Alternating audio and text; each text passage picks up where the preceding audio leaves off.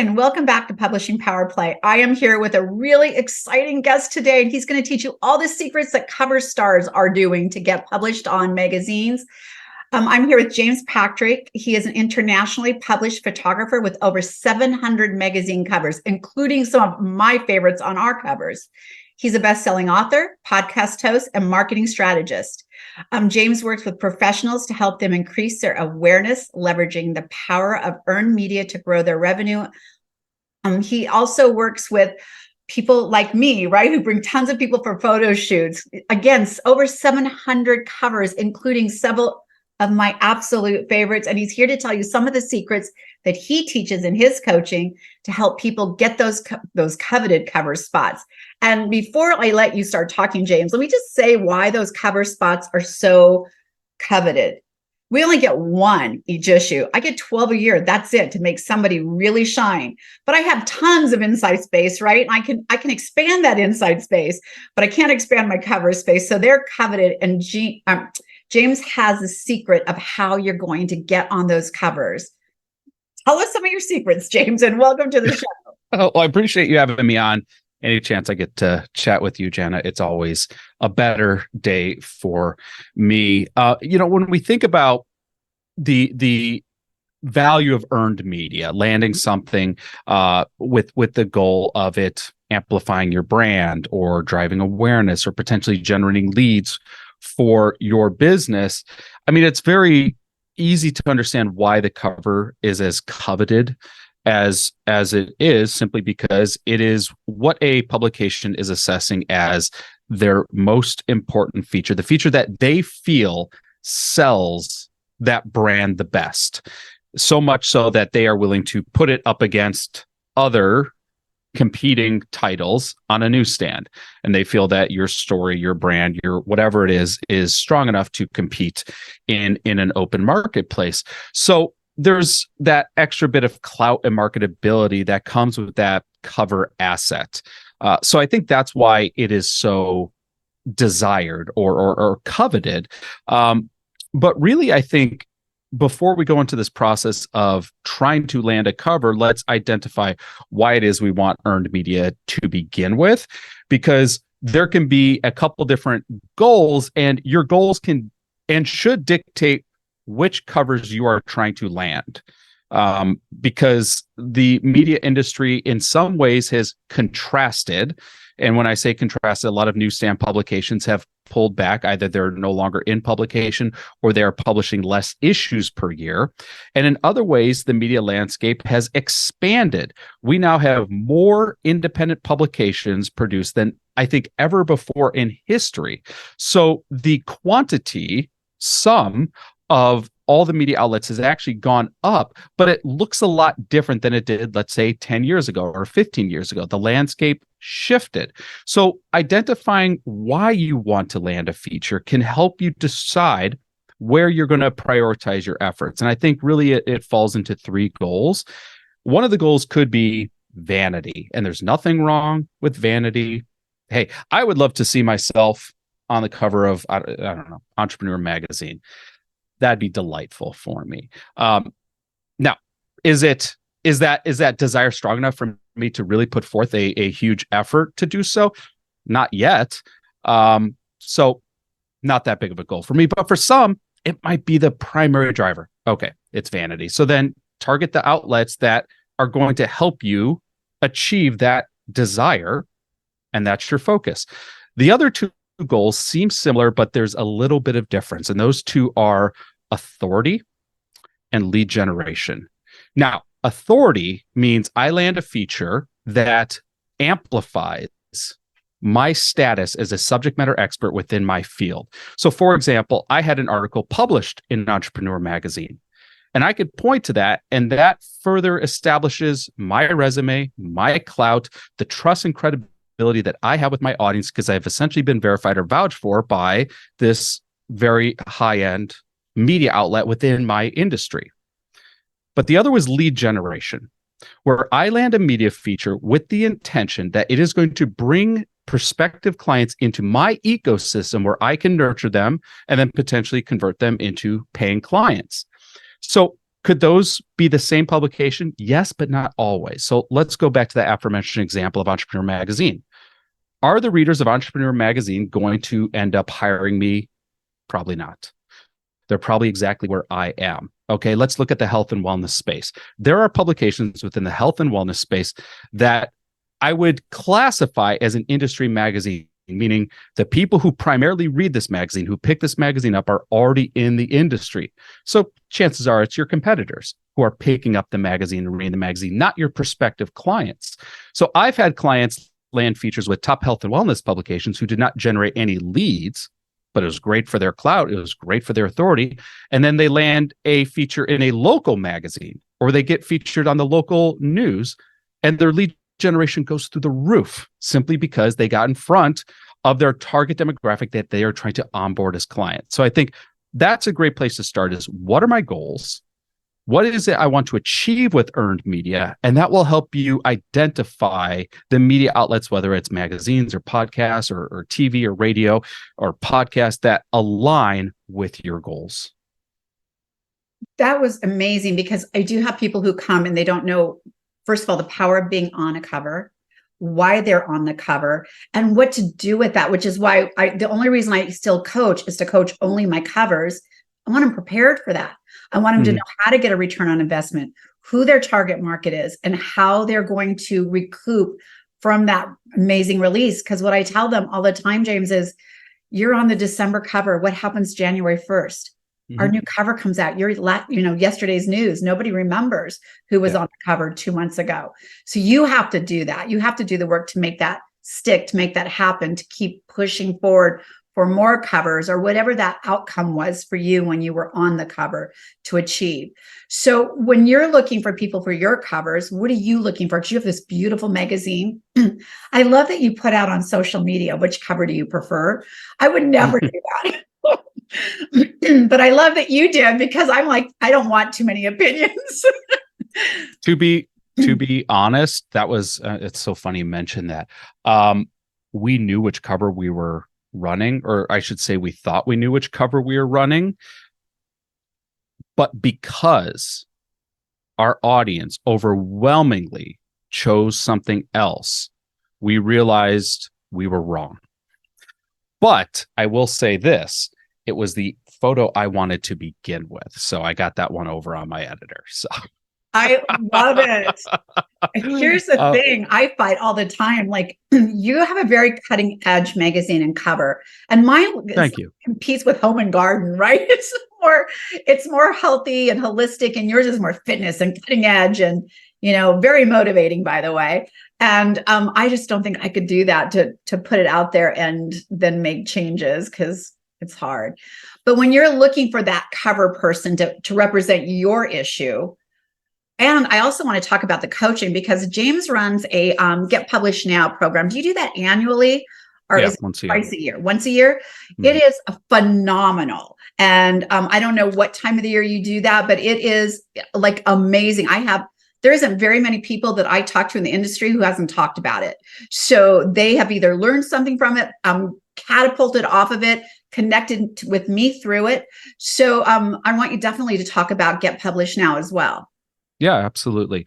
So when it comes to deciding who's going to land a cover feature, I'll talk about it from our perspective as publishers, as well as when I work with individuals as a photographer trying to submit imagery to different magazines.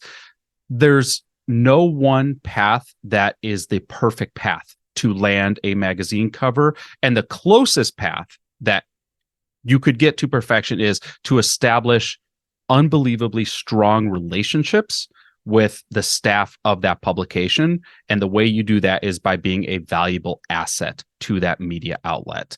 So that could mean that you are earning your way up to showcase them that you're just not in it for yourself. That's something that actually happens. And I'm sure you've experienced this too, Jana, which is an individual comes, he says, I'd love to be in Best Holistic Life. Well, great. That does nothing for you as an editor or as a publisher if someone just says, I want to be in it. But if someone were to come to you and say, I've been reading the magazine, I have some ideas. that I think would be valuable to your audience. Now they're an asset. Now they are helping you do your job, which is you are beheld to your readers. You have to put out content that your readers want to consume. And if you don't put out content your readers want to consume, they don't read the magazine. Same with the podcast. If you are producing episodes of a podcast that people don't want to listen to, you don't have a podcast. So I deal with the same thing with my podcast, where if I do an interview and that interview is not up to what I believe my audience would want, I can't air it. Because once I lose my audience, that's it. So when someone's pitching my podcast and they says, I would just love to be on your podcast, does nothing for me. They pitch my podcast and they says, I'd love to. I had someone pitch and they're like, I want to talk about real estate marketing secrets. And I was like, so obviously you've never listened to my show, because I wouldn't even, there's not even a close connection that I can connect to the real estate industry to be on my show. But when someone comes and says, here's what I could talk about on your show for your audience, I'm sold. And here's what's interesting. It's not who the person is. It's what they have to contribute. I value that more. I don't spend a lot of time reading bios. I don't spend a lot of time looking at someone's past credentials or resume. What are you bringing to the table? That's what gets you in the door. Once you are in the door, then it is incumbent upon you to stay top of mind. So when I get a first opportunity with a media outlet, whether it's a magazine or a podcast or a digital feature, my next step is, what do you need next? How can I support you next? What is the next issue? Well, let me come up with something for the next issue. What's your theme of the next cycle of your digital publishing? Well, let me try to come up with something for that. I want to be an asset for them. I want to be the person that they think of. They're like, we need something. I bet James has an idea. I was pitching to be on this TV show, and I was working with one of the reporters there. My first pitch, she didn't like it. Okay, no worries. Let me refine it a little bit. How does this pitch work? Nope, doesn't fit our audience. Let me refine it. How does this pitch work? I think it was about the sixth pitch. She picked up and I landed on the show. And the episode did so well, and I stayed in touch, that she's had me on the show multiple times since then as a subject matter expert for her discussions on business and marketing and visibility and PR. Because I was an asset, because I delivered for them. What can I do for your audience? Not just, I want the media exposure. How can we create something that's mutually beneficial? Now, once you have that relationship, it is about staying in touch and trying to create content or ideas that fall in alignment with that media outlet and what that media outlet would be showcasing to its audience. So this could be like a small feature, which turns into a larger feature, which turns into a column, which, could eventually turn into a cover. As journalists, we want to do two things. Yes, we want to come out with what we consider to be the most viable within the marketplace, but also we want to work with people we like to work with and people we trust working with and people we know are going to put forth quality content for our audience. So it is not uncommon for us to look at and say, well, we have an opening. Who is in our ecosystem that has been showing up that we could give this opportunity to, or we can give this chance to? And it goes both ways, Jenna. We've had people who had the brand, had the following, had, on paper, they were great, but they showed up with a bad attitude, or there was a little bit of ego, or they didn't treat the staff well on set. And those opportunities were just like, oh yeah, we were thinking about them for this feature, comes right off the board. Yeah, we'd rather not deal with that. We did an episode on pitching and you hit it right on the head. If you're asking to be on a podcast, if you haven't listened to their podcast, left a comment, left a review, have something that you can say back. Hey, your episode with James Patrick was amazing. I learned this, this, and this. I feel like I could contribute to your podcast teaching this or educating on that or talking about this. That's how you get on our radar. You've given back. I have so many people who are on the podcast that have no idea. They're not even around on the episode when their episode releases. They have no idea it went out. even though we've let them know. I have people who are in the magazine. We have 1.3 million subscribers now, but that's been almost 5 years of hard work. Having said that, I have people say, how do I access the magazine when their article's out? Are you kidding me? Have you not read it yet? Like, it's insane to me how that happens. Like, they don't put any of themselves in at all. And I remember that, by the way. I remember that was the person. So when they ask for more, nope. Yeah, the only caveat I would say to that is I'll separate podcasts a little bit from that, only because podcasting is so robust in regards to the amount of shows. And for someone pitching to be on a podcast, I get it. It's a numbers game. You're trying to pitch to hundreds to land dozens, whereas with magazines, it's far more finite. I don't know if I need someone to listen to my show. I don't know. Like, if my show's not interesting to them, that's okay. They don't have to listen to it, but at least read about it. At least read what the description is. Like, it's very clear what the show is about if you just read that one paragraph, and that takes 5 seconds, and you can now customize and tailor your pitch. For people who are on my show who don't listen to their episode, yeah, I don't know. I wouldn't listen to myself. I do. I always do. Like, what if they cut it and I'm saying something weird? But James, on our show, we literally specifically asked them at the very first question, share your story of hope. And they're like deer in headlights. And they're like, what? Time out. What does that mean? Yeah. And I'm like, have you not listened to a show? We have 536 episodes recorded now. And I'm like, how do you not know this? Well, and anyone who's done a handful of interviews could think pretty quickly off the fly. I did at one point. I remember I listened to one podcast I was on, total sidebar, and they cut the episode so awkwardly because I was listening to it. I was like, wait, what I'm saying doesn't make sense. And I was like, why doesn't it make sense? I feel like I'm articulate. Why is what I'm saying not making sense? And it was because I was answering a question that was 20 minutes later, and I hadn't given the context because they cut it and flipped it. And I was like, this makes no sense to the audience now. This was a terrible editing job. So that just gave me anxiety. So for all of our listeners who are trying to get seen and heard for whatever one of those reasons are that James talked to you about, there's some really good tips that he's talked about, but we still haven't touched on Get Published Now. And I don't want to finish this up without talking about Get Published Now. So I created this idea 10 years ago, and the idea evolved over the course of 10 years. The idea was, what if we gathered together a group of people to talk about an industry, share best practices, and help each other navigate opportunities as well as challenges. And the original iteration of it, we launched back in 2015. It was called Fitposium, and it was very targeted to the health and wellness space.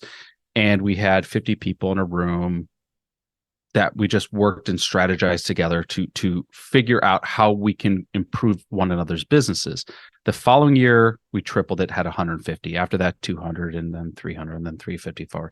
Got up to about 500 people, 2019. And then, the world changed, and we had to really reflect on what are we bringing to the marketplace that is of value to our audience. And we realized that these large marketing and sales and business development focused seminars and conferences became fairly ubiquitous, and thus it became much harder to differentiate.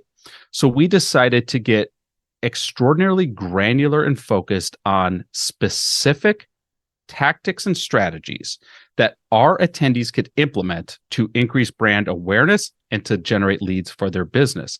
And that's what we decided. The main focus we've had for, in my career for 20 years as a photographer was earned media. So we changed the event, we rebranded it and relaunched it as Get Published Live. That relaunched in 2022. Yeah, 2022. Then we held the 2023 this year. We do it in the late spring, early summer every year here in Arizona. And instead of a massive 500 person event, we've done those. We contrasted it. We allow 30 people in the room, and we work diligently doing media training, podcast training, doing photo shoots, doing interview prep, helping them create their demo reels. We want individuals to be able to walk out of that conference, not just with portfolio imagery and media training, but we also want to do something that we don't see at other events. When I think about, I want to attend an event, the first thing I ask is, what opportunities are at the event? Who am I going to meet? What connections am I going to make? And the less specific it is, the less likely I am going to sign up. But if there's hyper specificity in the outcome or the opportunity, well, I'm on board. So what we do at the event is we partner with dozens of media outlets, magazines, podcasts, TV shows, radio features, digital networks, and we give our attendees exclusive publishing opportunities just by attending. So in the last however many years, we're going into our 10th year, 2024 will be year 10. We've had well over 600 attendees earn published features. That's everything from they get interviewed on a podcast, they're featured on a TV show, they're writing for a magazine, or they're on the cover of a magazine. I think last year we had 40 magazine covers selected just at the event. So that's what we've been doing every year, which is not just teaching people how to earn media, but giving people the opportunity to earn media outlets. And then, as you kind of mentioned at the start of this, which is you have to learn how to leverage media. It's not enough to get published, but what happens when you are published? How do you properly funnel that attention and that traffic into your ecosystem, nurture that awareness so that you can convert that into clients? 100%. If you're not doing it for that end game, you're just a pretty face on a cover. And we're grateful for that. But we want to see you get a return on investment too. James, you have been amazing. I literally could have you on every week because you have so much information. We're going to put all the information in here, and I'm going to update the link when he does start his Get Published, because again, it's very small, and it's a very small group of people because they do so much. And you'll want to be a part of that. I've connected with so many incredible people through that. They found me through your Get Published. And you guys, if you want to get published and you want to get on covers and on the best podcast and featured on television segments, you need to start doing the work up front, and learning some of these tips is really going to help you. James, is there anything you want to leave everyone with? Okay. The following. It is very easy to assume that earned media getting published is for celebrities, A, or B, that you have to do something really big in order to qualify for it. And I want to dispel both of those because, okay, so you mentioned I've shot 700 covers. Out of 700 covers, I'm going to guess less than 50 were anyone of a celebrity status, which means over 90% are individuals who had something of value, something important, something of interest, something of relevance to share with that publication, which earned them that feature. So you do not need to be a celebrity. Earned media is absolutely available for you. And the second is that you need to do something really big, and then they'll notice you and they'll come to you. It's not going to happen because they're too busy. They're too distracted with everything else going on. They're not going to notice. You have to go to them. You have to approach them. Earned media is a proactive marketing strategy. It is not reactive. It's not like setting up a website and hoping people find it. You have to approach them. You have to introduce yourself. You have to pitch yourself. You have to demonstrate why you are bringing value to them, because otherwise they will not see what you are doing. 100%. I'm just going to tell off on that a little bit. We do not care if you're a fitness model or someone no one's ever heard of. Our October cover was a woman who's over 70, and she had MS or has MS. Mm-hmm. And her whole story was the fight to ride a bike. She wanted to ride her bike again and swim. And she's doing that. And so for us, that was so empowering to see someone at this point in her late 60s, now she's in her 70s, decide I'm going to ride a bike regardless of my diagnosis, regardless of this. She didn't cure her MS. She struggles with it every day, but she's riding a bike. She's swimming. She's active again because she chose to be. And that story for us was powerful and our readers loved it. So she wasn't a fitness model. She was just this 70-year-old woman who had a powerful story of hope that our readers really engaged with. So you do not have to be a celebrity or someone spectacular. You just have to have that message that people are going to resonate with and attract to. And everyone has that message. Yes. It's just about learning how to tell it. 100%. Thank you so much for being on. Thank you. Really adore you. By the way, he shot our February and March covers so far. We're not done with shoots, but I am super excited about everything you do for us. So thank you very much, James. Thank you. I appreciate it.